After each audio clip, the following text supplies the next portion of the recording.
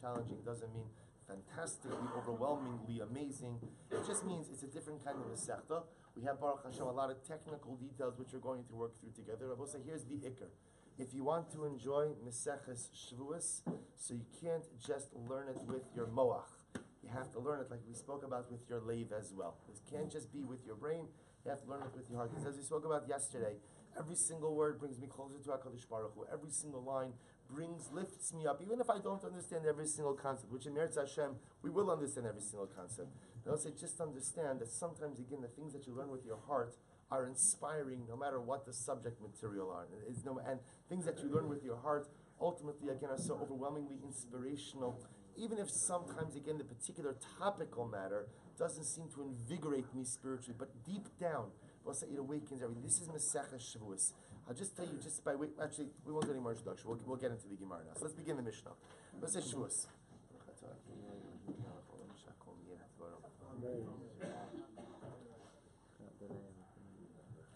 Suppose as you're going to see today, actually today, we are just doing one long Mishnah. It is a blunt, long Mishnah that begins right here on the top of Amud Aleph and Mamish ends on the bottom of Beis Amud Aleph. So today is a Mishnah. But even with a Mishnah, there's going to be a lot to talk about. Shevuos, Shtaim Shein Arba. Supposed to listen to this. So the theme of this Mishnah Bosa is going to be this concept of Shtaim Shein Arba, which is Shevuos in the realm of oaths. There are two which are really four. Now, what does this mean? Take a look at Rashi for just a moment. Shevuos Shtaim Shein Arba. Shevuos Bitui Sasai Makasav Vayikra Itzel Karban Ola V'Yori Kidamar Mefarish V'Akshisha. So we'll say we're going to see there are many different types of Shevuos, many different types of oaths. When you're talking about oaths and Nidarim, Shevuos Nidarim, right now the Mishnah Rashi says the Mishnah is called the Shevuos Bitui, which literally means, Rabbi say, a declarative Shevuah. So the simplest form of a declarative Shevuah is something like, I will eat this today, or I won't eat this today. I make a declarative statement about something that I'm going to do, or not going to do. So the Mishnah says that really there are two cases, Shtayim. So look at Rashi just a moment. Ksivi bikra, dichsev lahara o lehetiv, umafarish Mishnah parak shlishi ocha lehetiv, lo ucha lahara shema anas atzmo. So we'll say, so we're going to see the Shevuos, again, I will do something, or I won't do something. But interestingly enough, the Mishnah says, Shehin Arba. I will say those two, so those are the two biblical categories of a Shevuos Bitu, a declarative Shevuah. I will do something, or I won't do something. But yet the Gemara says, ultimately, which translates into four cases. What are the additional cases? Look at the next Rashi, Shein Arba. Yesh Rabbos Miriba Yaksuvam Kidva Farish Paragimo after Vichilufo the Sha'avar Kigon Achalti Vahulo Achal Olo Achalti Va'achal. So we'll say, for example, we're going to see those two cases become four cases. How so? We'll say. So the two paradigmatic cases of Shevuos Bituin of a declarative Shevuah is that I will eat something, or what's happening? Right? Or I won't eat something. Right? That's the only permitted electronic communication during this year. And so the two biblical cases are I will eat something or I won't eat something. Which I will say ultimately again, and by the way, eating is just an example. It's any declarative statement of something I will do or I won't do. Which become four cases. What are the additional four cases? I did eat something, the sha'avar, or I didn't eat something. So there are two biblical cases, which in fact become two additional rabbinic cases, past tense Shevuos, which gives you a total of four cases. Next, Yedios HaTumah. I will say when it comes to the realm of Tumah, Shtaim Shehin Arba, are also two biblical cases, which become four cases. Look at Rashi again. Yedios HaTumah. We'll say, we're going to go into greater depth in the Mishnah in just a little bit. Chiyav Karban Ol Leviyard Machmas Tumah Mikdash Vekadashav Haksuva Eitzel Shevuos Bitui O Nefesh Kisiga V'Alfina B'Pirkin She'Nakasim Medaber Elo B'Tumas Mikdash Vekadashav Shenichnas B'Shogeg LeMikdash Achar Tumah Zu O Achal Basar Kodesh. So we'll say, listen to this. The two paradigmatic cases of Yedios HaTumah is we'll say where either I entered into the Beis HaMikdash in a state of Tumah, or I ate karbanos or anything kodesh in a state of tumah. So those are the two paradigmatic cases. Shtayim shein arba. Look at Rashi again. Selam achal kodesh. Hari achas o shenichnas lamikdash harishtayim. So we'll say the two paradigmatic biblical cases are that I am tamei, and I forgot that I was tamei, or I did not know that I did not know that I was tamei, and in that state of absence of knowledge, I ate something kodesh, or I entered into the Beis HaMikdash. those are ultimately, again, the two paradigmatic cases, Shehin Arba. But I will say from those two paradigmatic cases, ultimately, again, we extrapolate an additional two cases. So you see, all the theme of the Mishnah is that in many areas of halacha we have what we'll call biblically paradigmatic cases, but from those biblical paradigmatic cases we extrapolate to include additional cases as well. That's the concept of shtayim shein arba. So by Shevuos, so again by oath, Shevuos bitui, declarative oaths. There are two biblical cases which ultimately yield four cases, and obviously we're going to explain all of this in Gemara. In the realm of Tumah, there are two biblically paradigmatic cases which ultimately yield four cases. Yitzios HaShabbos. I will say when it comes ultimately again to carrying on Shabbos, Hotzah, carrying things from one Rishus to another Rishus, Shtayim Shehin Arba. Ultimately, again, there are two biblically paradigmatic cases which ultimately create four cases. Look at Rashi for just a moment. Yitzios Shabbos Shehin Arba. Hotzi mirishus hayachal rishus harabim lamadu min hamikra shechayev beparak hazor b'mesech Shabbos. So we'll say, if you take something from rishus hayachid, private domain, to a public domain, that is the biblically paradigmatic case. Maybe veyitzav Moshe v'avir kol machana lo safikim rishus hayachal rishus harabim zeu shtayim achas lomid b'chutz v'hoshit yad lifnim v'natal chevetz v'otzio l'chutz v'achas lomid b'fnim v'natal chevetz b'mkomo v'otzio b'yado v'niech b'chutz. So we'll say, we actually saw this in Masech Shabbos because this is the opening Mishnah in Masech Shabbos as well. So the biblically paradigmatic case, ultimately in Hotzah, in carrying something on Shabbos, is moving something from private domain to public domain. Now there are two potential cases of moving something from a private domain to a public domain, which are what I will say. One case is Echad Omid L'chutz, a person standing in Rishus Harabim and extends his hand into the Rishus HaYachid and brings the object out into the Rishus Harabim. And the other case is where a person is standing in Rishus HaYachid and actively takes an object and moves it out to the Rishus Harabim. So those are the two biblically paradigmatic cases where I'm moving something from private domain to public domain. But in reality, we can extrapolate from that two additional cases. Look at Rashi again. Shein Arba. Yesh lilmod me'elu shekeshem shek bida Torah mirishus l'rishus botza kachich bida Torah b'hachnasa. Both in the same way that the Torah tells me that I can't move something from Rishus HaYachid to Rishus Harabim, the Torah also teaches me that what? That I also can't bring something in from Rishus Harabim to Rishus HaYachid as well. So those two biblically paradigmatic cases actually give me a total of four cases, which Rashi goes on to say, Varin Shtayim, Echad la'omid b'fnim, Voshit yado l'chutz, one where he's standing in the inside, which means Rishus HaYachid, and he extends his hand outwards, v'natal chayvetz v'echniso, and then he takes a chayvetz, takes Rishus Harabim, brings into Rishus HaYachid, v'achas la'omid b'chutz, v'natal chayvetz v'mkomo. So also the idea over here is, from the two biblically paradigmatic cases, ultimately of taking an object from Rishus HaYachid to Rishus Harabim, I also learn out two additional cases of what? Bringing an object from Rishus Harabim to Rishus HaYachid. Beautiful, beautiful. Next, Maros Nigoy, we'll say Tsaras, is also Shnayim Shein Arba. So we'll say ultimately, again, we will see in the Gemara, Rashi doesn't really go into this case, but we'll see in the Gemara that when it comes to Tsaras, there are two biblically paradigmatic cases, which ultimately yield another two cases. Good. So we'll say now we're going to focus a little bit on Tumah.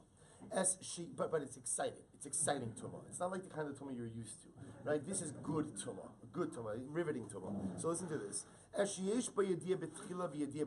listen to these cases. This is actually quite fascinating. So we'll say, if you have a case of Yediyah B'tchila and Yediyah B'sof, awareness in the beginning and awareness in the end. Now, what does this mean? These terms are going to be very important. So we'll say, if you look at Rashi, you see Rashi has the intermediate lines there. So it's about 2, 4, 6, 8, 10, 12, about 13 lines down in the intermediately wide lines. So watch this. So Yediyah B'tchila, Rashi says, Sheyada Shenitma. So if a person, so we'll say, let's say a person, we have a case of Tumah, where a person knows that he's Tameh. Yediyah B'tchila, Sheyada V'nitma, V'yediyah B'sof. We'll say Yediyah B'sof, Rashi says, Misha achal as HaKodesh B'ha'alam, O nichnas L'mikdash V'yatza, V'nodalo Shebetuma Acha O B'tobenasa. So we'll say, listen to this. Yediyah means Tumah awareness. Let's say I have the following case. I know that I became Tameh. I went to a Levaya. So I know that I became Tameh. And then I will say, what happens? So just to give you, V'helam Ben Sayim, let me give you the proper sequence of events. I know that I'm Tameh. Then what happens? I forgot that I was Tameh. So what did I do? I went to the Beis HaMikdash. Then after I went to the Beis HaMikdash, I remembered that what? That I was Tameh. And therefore I also realized that what? that I inadvertently entered into the Beis Hamikdash in a state of tumas. That's what it means. Yediyah b'tchila, I knew that I was tamei. Yediyah b'sof, I know that after I committed the illegal act, whether it's entering into the Beis Hamikdash or eating something consecrated, that I did it in a state of tumah. V'helam bein sayim, but during the actual commission of the infraction, I forgot that I was tamei. So I will say, what do I do for this? What do I do for this type of violation? Harezeh ba'ola v'yorei. So the Mishnah says that a person like this brings a carbon ola v'yorei. So we'll say carbon ola v'yorei. And again, we're going to discuss all of this in very depth in the Gemara. But carbon ola v'yorei is a very unique carbon that depends on what? Depends on what? Depends on your financial status, right? That depending on your economic status, ultimately will determine the type. It's a sliding scale. It's a sliding scale. Thank you. A sliding scale carbon that ultimately again depends on your personal level of wealth. Fine. So now these are really interesting cases. That's case number one. Case one, I will say again, we're going to become bikim. We're going to own these halachas. So again, case number one is yediyah betchila ubasof. I know in the beginning of the I'm tamei. I know in the end that I'm tamei. Ve'elam bein sayim, but in the middle, ultimately again, I forgot that I was tamei, so I committed the infraction. Ultimately, carbon ola v'yorei. Next, yesh ba yediyah betchila ve'im ba yediyah basof. We'll say this is an interesting case. When I became tamei, I was aware that I was tamei. Ve'im ba yediyah basof. But I will say, I see what happened over here. And this is an interesting case. So I went to the Levi. I know that I'm tamei. Then what? I entered into the Beis Hamikdash, but was I aware that I was tamei when I entered? Of course not. I did not know. He'elam bein sayim, and I will say ve'in ba yediyah basof. Now, what does in ba yediyah basof mean? In ba yediyah basof is, and I never realized that I did something wrong. So I will say this is actually an interesting case. In this case, again, I did something wrong, but I don't realize that I did something wrong. In other words, I forgot about the fact that I went to the Levaya, and I forgot about the fact that I effectively entered into the Beis Hamikdash in a state of tumah. What does a person do for atonement if what? If they don't even realize they did something wrong. Right? So we'll say, so listen to this. So what's the halacha? Se'ir ha'na'aseh bifnim, v'yom b'kipurim tola, ad sheyoda lo v'yavi ba'ol v'yor. This is amazing, I will say. So even if I don't realize that I did anything wrong, there is a mechanism for kapara. What's the mechanism for kapara? The se'ir ha'na'aseh bifnim, I will say, which remember again, on Yom Kippur, there are two steerim, there are two he-goats that are offered, right? One is the se'ir la'azazah, the one thrown off the cliff, and the other one, which is its twin, is ultimately offered up inside of the Beis Hamikdash. So I will say, that se'ir ha'na'aseh bifnim, that special offering on Yom Kippur, atones for inadvertent and unknown violation of Beis Hamikdash or sacrificial item sanctity. So if I entered into the Beis Hamikdash in a state of tumah, I don't even know that I did it, or I ate something kodesh, I don't even know that I did in a state of tumah, that sir na'aseh bifnim takes care of it. Now, let's actually be clear on the terms. So the sir na'aseh bifnim and Yom Kippur are tola. We'll say, what does tola mean? Tola means they suspend judgment. They prevent me from being punished for my infraction until I realize that I did something wrong. And what? I bring my carbon ola v'yorei. So we'll say at the end of the day, the full atonement only comes if what? Full atonement only comes when I realize what I've done wrong and I take the rehabilitative steps to remedy it. In this case, bringing the carbon ola v'yorei. But at least in the interim, Yom Kippur and the carbon ola v'yorei have the ability to suspend judgment. But also, just so you understand the incredible musr in this. The incredible musr in this, first of all, is the Rachamim HaKadosh Baruch Hu. How the Rebbe Shalom loves us so much and creates a mechanism that atones for sins that I don't even know that I committed. I don't even know that I did this wrong. But HaKadosh Baruch Hu creates a mechanism called the Seir B'fnim, Yom Kippur, ultimately in order to atone, at least to suspend judgment. But also says something else, which is, you can't fix your problems in life until you own them. You can't fix it until you own it. If you're going to live life in hell, you're going to live life ultimately again in a state of unawareness. And I will say unawareness takes many different levels. Unawareness can literally mean a person pretends like he doesn't have issues. Or unawareness means I pretend like the issues are not mine. They're always someone or something else. It's never me. It's always someone or something else. There's no kapara. There's no kapara for that. There's no remedy for that. Yom Kippur could help. Sir Na'aseh B'fnim could help. But at the end of the day, kapara only comes when you bring your ola v'yorei, when you bring your cover, when you own, when you recognize and own your circumstances, that's ultimately again when kapara comes. Incredible. Next case. Ein ba yediyah b'tchila, aval yesh ba yediyah b'sof. Listen to this next case. So ein lo yidiyah b'tchila bosa means what? That a person, look at the first wide line, all the way, the widest line in Rashi. Ein ba yidiyah b'tchila, shelo yoda b'tuma miyamav. Bosa, now this individual, again, doesn't even realize that he ever became tamei. He doesn't. So we'll say this could happen in a variety of different ways. Person is in a building and somebody dies, and he didn't realize that somebody died in the building. Again, obviously leaving aside the complexities of Tumah V'Tara in a building, but let's say again, he doesn't even realize that he's Tameh. So Ein Lo Yediyah B'Tchila. He doesn't even know that he's Tameh. Look, finish that Rashi. Shelo Yoda B'Tumah Miyamav Zelo Yovel Leklal Karban Oli Olam Sharei Ein Karban Ba Ela Al Sheyesh Bo Yediyah B'Tchila. So Rashi's kind of a little bit of like a spoiler over here because he's giving it away. But Rashi says there is something amazing. I will say in general, carbonic redemption, or carbonic, not redemption, but atonement, ultimately, again, for tumah infractions only occurs if you know about your tumah in the beginning. So there are many different, you know about it, you forget about it. If you never even knew about it, then you don't come into the parsha of karbanos. So listen to this case. Ein ba yediyah betchila, so he doesn't even realize that he became tamei. Aval yesh lo yediyah besof. But I will say, what does this mean?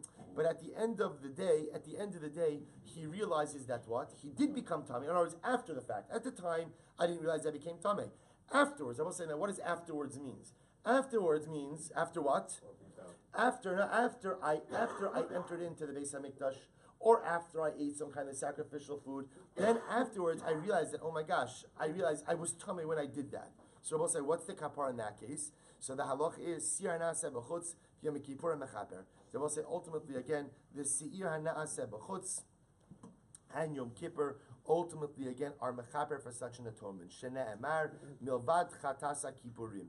So the Gemara. So Rabbi say, before we get to this, so you understand this is unique because we just said before that Lamaisa again, that Yom Kippur and Seir could be mechaber, could be tola, could suspend judgment, right? Could suspend judgment, but ultimately, again, I need a carbon ola v'yorei to atone. That is only true if what? Yesh ba yediyah betchila. If you knew about the tumah in the beginning. I will say, in a case where I did not know that I became tamei, there is no personal carbonic obligation under those circumstances. There again, I will say, I want to be clear. You know, the carbon is not for becoming tamei. Just to be clear about this, the carbon is for what? I'm sorry, I should have been clear about this. The carbon is for doing something wrong. In other words, I don't do anything wrong if I become tamei. The carbon is doing something wrong in a state of tumah, entering into the Beis HaMikdash, eating a carbon. That's what the carbon is for. That's what the carbon is for. So mostly what the Mishnah is now teaching me is, if I was never even aware that I became tamei from the beginning, then there is no personal carbonic obligation. That communal offerings take care of. The Seir B'chutz and Yom Kippur will ultimately again atone for that infraction. Shnei Amar Milvad Chatasa Kippurim Amar Shezeh Mechaper Zeh Mechaper. Rabbi will say that which this one, we're going to define this statement in just a moment. That which this one atones for, this one atones for. In other words, Rabbi will say, speaking about the Seir Bifnim and the Seir B'chutz, the two different offerings on Yom Kippur. Maha Pnimi Ein Mechaper Ela Al Davar Sheyish Bo Yediyah. Rabbi will say, just like the inner offering on Yom Kippur only goes ahead and atones for something that has yediyah, for a tumah in which a person was aware of his tumah at the beginning. So Rabbi say the chitzon, the outer offering, is also only mechaper for something that has the yediyah. Rabbi say, what's the difference? The difference is that the pnimi is only mechaper for something that has the yediyah betchila, in the beginning. The chitzon, the outer offering, is mechaper even for an infraction where a person did not have the idea, a person did not have an awareness about his tumah in the beginning, rather only had it in the end. Look at Rashi for just a moment. 4 lines up from the bottom. Af chitzon eina mechaper ela al davar sheish bo yediyah. Ma'ninhu yediyah basof v'lo betchila. Ultimately, again, the lo asa l'chlal karban u'mechaper zekapara b'gimura belotia. So we'll say. So again, we begin to see these dramatic number of cases. What's also interesting about this is we're throwing in a little bit of Yom Kippur over here, and we see that Yom Kippur can operate in a couple of different ways. If it's a case of Yediyah B'tchila, where there was an awareness, I had an awareness of my tumah in the beginning. So Yom Kippur and the Seir Na'aseh B'fnim, the inner Seir, have the ability to be tola, to suspend judgment. But at the end of the day, I can only remedy the situation when what? When I bring my own carbon, my carbon oliviorid. If there's no Yediyah B'tchila, this is an important principle to remember. Where there is no tumah awareness in the beginning, I don't even know that I became tamei. By definition, there is no carbonic obligation. But what happens later on if I enter into the Beis Hamikdash in a state of Tumah? Or if I eat something sacrificial in a state of Tumah, then I will say what happens? Then Yom Kippur, specifically Yom Kippur, the day, because I will say this Mishnah is also reflecting the idea of Rabbi in Maseches Yuma, which is Yitzumo Shal Yom Mechaper, that the day itself has a cleansing, cathartic, almost atonement-like quality. So if I don't have Yedi in the beginning, then Yom Kippur and the Sir Na'aseh B'chutz have the ability ultimately to go ahead and be Mechaper. Good, let's go weiter. So the Gemara goes on, he says, We'll say, watch this. What happens? Listen to this case. A person doesn't know anything about his tumah at any point. So we'll say, in this case over here, what's occurred? I don't know that I became tamei. I don't know that I became tamei. And what? I go to the Beis Hamikdash. I eat karbanos like nobody's business. And what happens? I never even know that I'm tamei. Meaning, I never even know that I'm doing it. In this case, I'm never even aware that I did anything wrong. So I'm walking around, both say, it's an incredible metaphor, because many times we walk around like this, right? In this state of profound helam, this state of profound unawareness. I don't know that I'm tamei. I don't know that I walked into the Beis Hamikdash in a state of tumah. I don't know how I got here, right? I don't know a lot of different things. I mean, this is a state ultimately, again, where a person totally is unaware that he's even done anything wrong. So both say, but yet here's what's amazing. What do you see? Rabbi Yehuda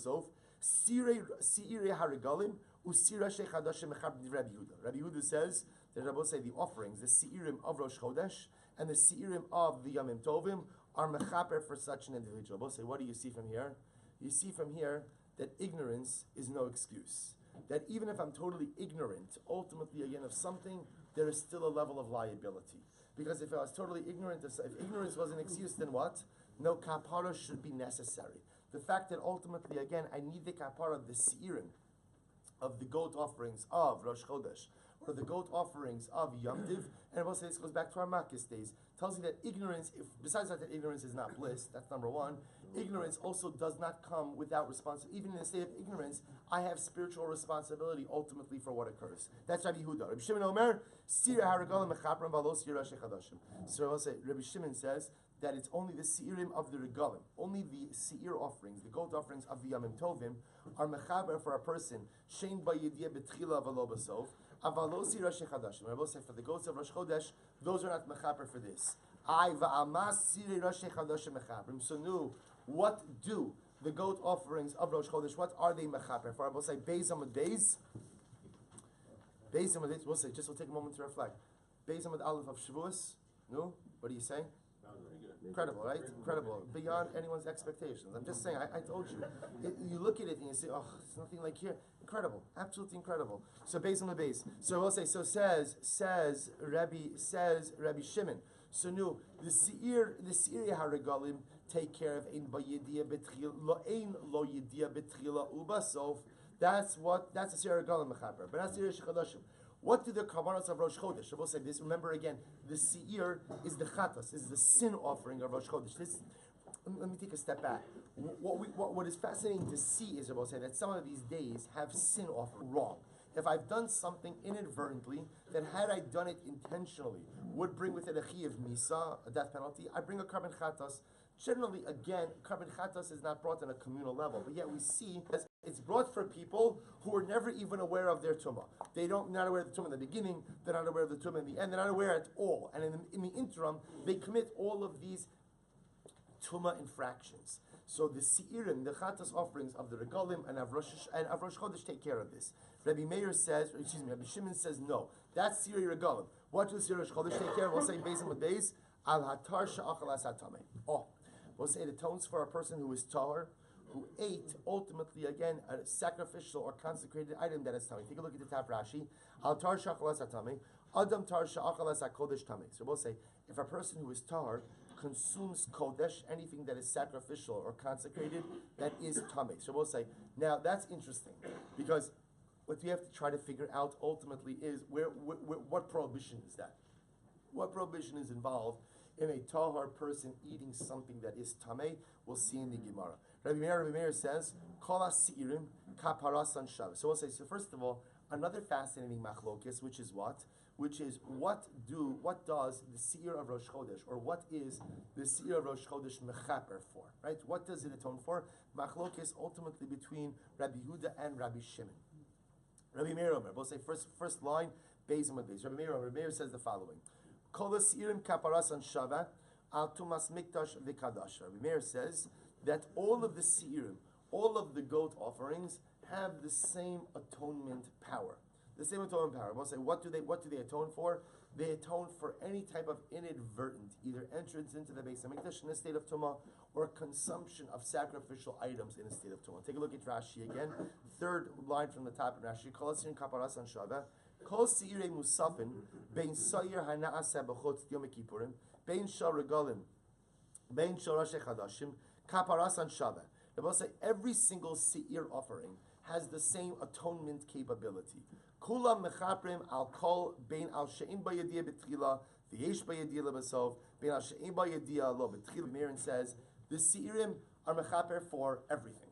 They're mechaper for everything. Any type of scenario you have in which one is becoming tamei and entering into the Beis Hamikdash or consuming something of a sacrificial or consecrated nature inadvertently, the Seirim are mechaper for it.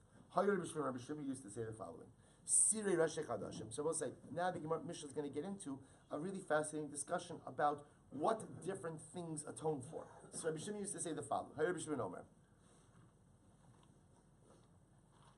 Sirei Rashi Chadashim, the Seir offerings of Rosh Chodesh, Mechaprim al Hatar she'achal es hatamei. So first of all, so Rabbi Shimon says that the Seirim of Rosh Chodesh, the Seir of Rosh Chodesh, they atone for the tahar, for a person who is tahar, who ate something that was kodesh and tamei. Now, again, as we said before, why is that prohibited, or what the nature of that prohibition is, remains to be seen in Meretz Hashem. V'shal regalim, and the Seirim of regalim, mechaprim al she'in ba'yediyah, lo betchila v'lo b'sof. Ultimately, again, have the ability to atone for that which in ba'yediyah lo betchila lo b'sof, that a person doesn't have an awareness, either again at the beginning, meaning before, when they first become tamei, nor do they ever have an awareness even after becoming tamei, and even after having committed the particular infraction. And I both say, what about the Seir of Yom Kippur?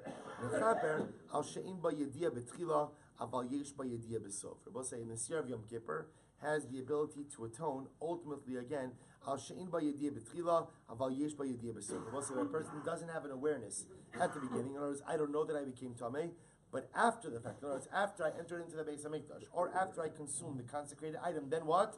Then I remember that I became tamei. Yom Kippur is mechaper for that. So most remember again, that goes back to the idea that you can't, there is no personal carbonic liability generated when a person doesn't have an initial awareness of his tumah.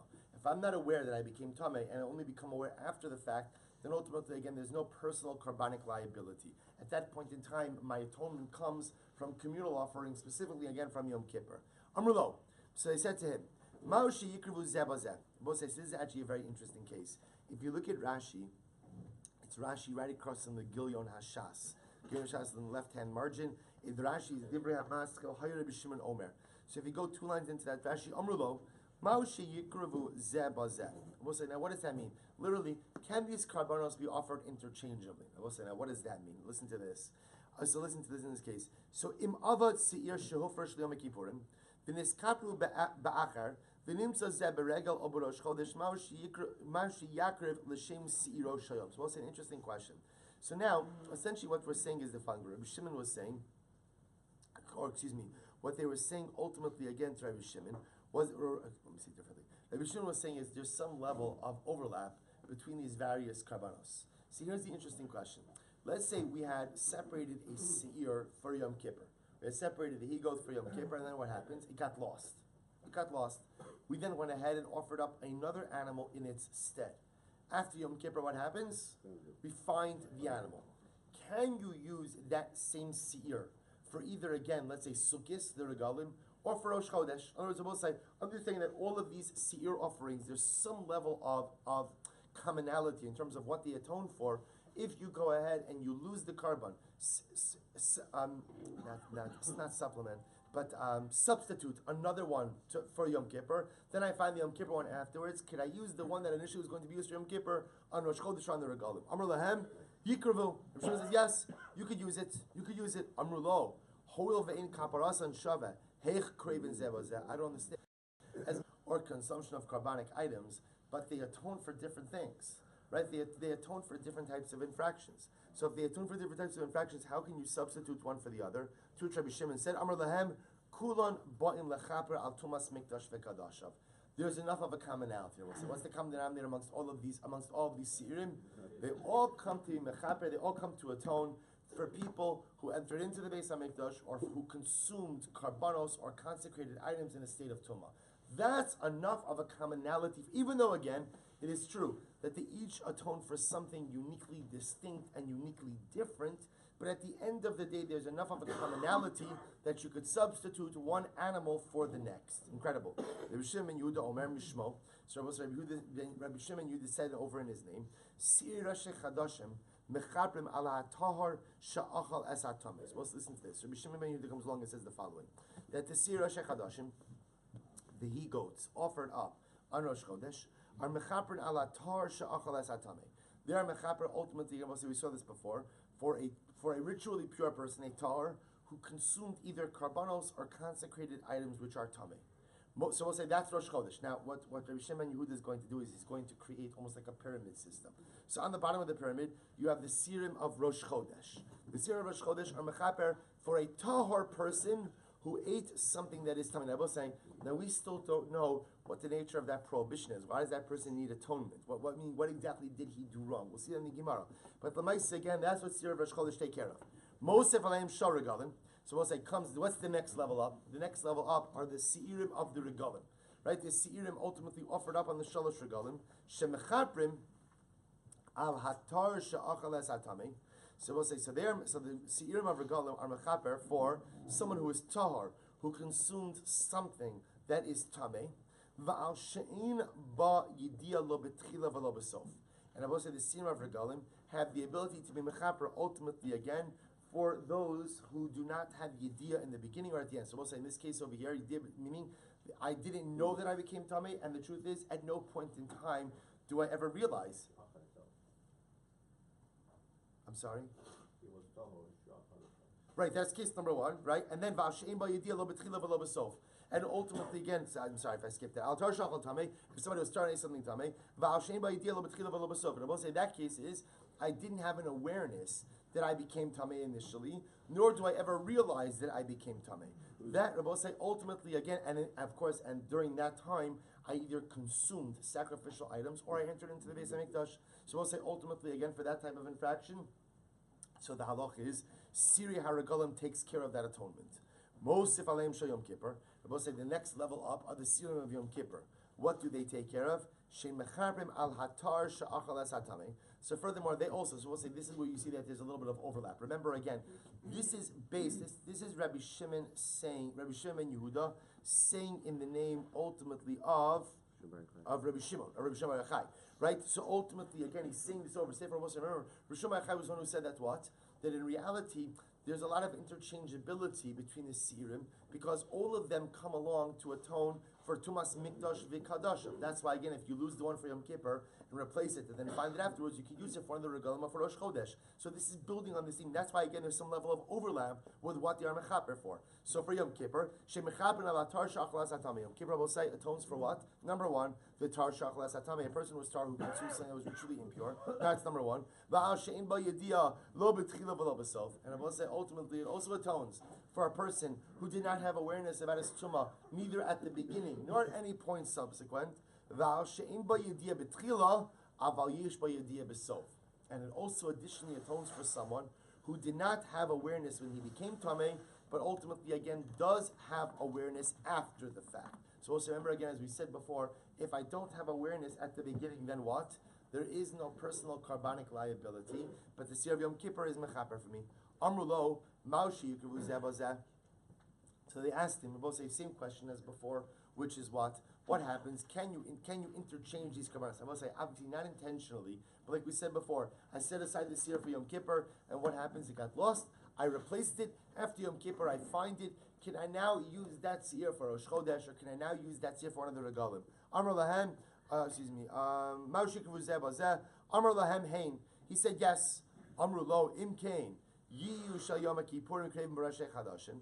So ultimately, again, so that he responded back to him. Okay, I understand if Yom Kippur Karban, right, the Yom Kippur Seir could be offered up on Rosh Chodesh. Why I will say because the Yom Kippur Seir covers everything that Rosh Chodesh does, plus what? Plus more. So I understand that I will say if I separated this year for Yom Kippur and ultimately this year gets lost, we replace this year for Yom Kippur. After Yom Kippur we find the lost Seir. I could offer it on Rosh Chodesh because the Seir of Yom Kippur is just as powerful as the Seir of Rosh Chodesh, plus and then some. Rabbi said, but how can you offer up a Seir that was supposed to be offered on Rosh Chodesh and Yom Kippur? In other words, the Seir of Rosh Chodesh is not as powerful as the Seir of Yom Kippur. Say for Rabbi, if I set aside, if I designated a Seir for Rosh Chodesh, and then what happens? The Seir gets lost. I offer up another Seir in its stead, and then I go ahead and I find my Seir of Rosh Chodesh. How can I offer that up of Yom Kippur? That Seir of Rosh Chodesh doesn't cover everything that the Seir of Yom Kippur did. To which the Gemara says, how could it atone for things for which it does not have the power of atonement? To which Rabbi Shimon Yehuda said the same as Rav Shimon Yochai, Kulan ba'in lechaper al Tomas Mikdash ve'kadashav. Don't get so caught up in details, essentially is what he says. Meaning there's an interchangeability because they're all part of the same family. They're all part of the carbonic family that Rabbi say is there to what? To atone for unintentional violations of the sanctity of the Beis HaMikdash, as well as consecrated and sacrificial items. The fact that different ones have different details is fine, but at the end of the day, the interchangeability is because they're all part of the same family, even though their kapara capacity is different by each. Again, I will say, to be clear, the Gemara, or both Rabbi Shimon Yehuda and Rabbi Shimon Yochai, are clearly not actively advocating the swapping of karbanos. That's biblically prohibited. They're talking about ex post facto. The carbon was lost, a replacement was offered, then you find the original. Now the shaila is, I have this carbon, it was a seir, can I use it for something else? Both Rabbi Shimon ben Yehuda and Rabbi Shimon Yochai both say yes. You can take a seir of Yom Kippur, use it on Rosh Chodesh. You can take a seir of Rosh Chodesh, use it on the Regalim, take a Regalim, use it on Yom Kippur, and any interchangeability within those three seir. The seir of Yom Kippur, the seir of the Regalim, the seir of Rosh Chodesh, are all interchangeable because they're all part of the same family. Next, listen to this case. What happens if halacha lemaisa va'azadam tumas mikdash v'kadashav sir na'aseh b'fnim Yom Kippur mechabda? We'll have to see exactly what this case is. This seems to be a case of intentional violation, where a person purposely enters into the Beis HaMikdash in a state of tumah, or a person intentionally eats of karbanos in a state of tumah. What's the halacha? Sir na'aseh b'fnim. The seir ultimately again offered on the inside on Yom Kippur, and Yom Kippur itself are mechaper. Al shar averos shebetorah. I will say about for the commission of all other averos. Now again, we've been hyper focused on tumah up until now. What about other averos? So now the Gemara Mishnah says al shar averos shebetorah. So on all other averos on the Torah, hakalos v'chamuros. We both say the lighter averos, whatever that means. We'll discuss this. V'chamuros, the more stricter averos. Hazadonos v'ashkagos, intentional averos, unintentional averos. Hoda velo hoda. A person is aware, a person is not aware, although we'll see Rashi says, the Gemara Mefarsha, we'll see what that statement means in the Gemara. Aseh velo say whether I violated a positive commandment, a prohibition, krisos, misos, bezdin, chas v'shalom, I violated something that's kares bearing prohibition, or something that's misos, bezdin, seir hamishtalech mechaper. Wow. So we see for all other infractions, this seir hamishtalech, ultimately again, the goat that is thrown off the cliff on Yom Kippur has the ability to atone for anything and everything. So you know the Rambam quotes this in Hilchos Tshuva that the seir hamishtalech has the ability to mechaber for everything, but he adds in one phrase, which is V'husha asa tshuva. So don't get too excited, right? The seir goes ahead. The seir absolutely has a cleansing and cathartic effect, but a person also has to do tshuva in order to activate the full capacity of the seir. Echad Yisrael ve'echad kohanim ve'echad kohen mashuach. So I will say, all of these halachas that we have said are no different if you're Yisrael, if you're a Kohen, if you're a Kohen Mashuach, even if you're the Kohen Gadol. So ma bin Yisrael and the Kohen, but I will say the Kohen Mashuach. But what is the difference ultimately again between Yisraelim and Kohanim and the Kohen Gadol? Here's the difference. Ella, Shapar mechaper ala kohanim al tumas mikdash v'kadash rabosai. Remember again on Yom Kippur, there was a special par, right? A bull that was offered up by Aaron HaKohen, or by the Kohen Gadol, as a special offering to be mechaper for the kohanim. So the kohanim got their own unique karban to be mechaper in the event that inadvertently they had entered into the Beis Hamikdash in a state of tumah or had consumed something in a state of tumah. So kohanim get their own karban to atone. Rabbi Shimon Omer Kishem Shadam Asar Nasa B'Fnim Mechaper Al Yisrael Kach Dam Apar Mechaper Al Kohanim. So Rabbi Shimon says the same way that the blood application of the Sir Nasa B'Fnim is Mechaper for Yisrael, so too the blood application of the par is Mechaper for the Kohanim. And similarly, Kishem Sheviduyav Shal Siyar Mishtalech Mechaper Al Yisrael, the same way that the vidui, the confession. But also remember again, before the seir ultimately is pushed over the cliff, there's vidui, there's confession that's done over the head of the seir. The same way that vidui is mechaper, that confession atones for Klal Yisrael. Kach viduyav shapar mechaper al kohanim. So to Rabbi saying the special vidui done over the par is mechaper for the kohanim as well. We'll say shkoyach. We'll stop over here for today. Mazel tov on the completion of the first block of Masechah Shevuos. Hallelujah, we should be zochem to feel the same simcha, to feel the same zvizos throughout this entire Masechah.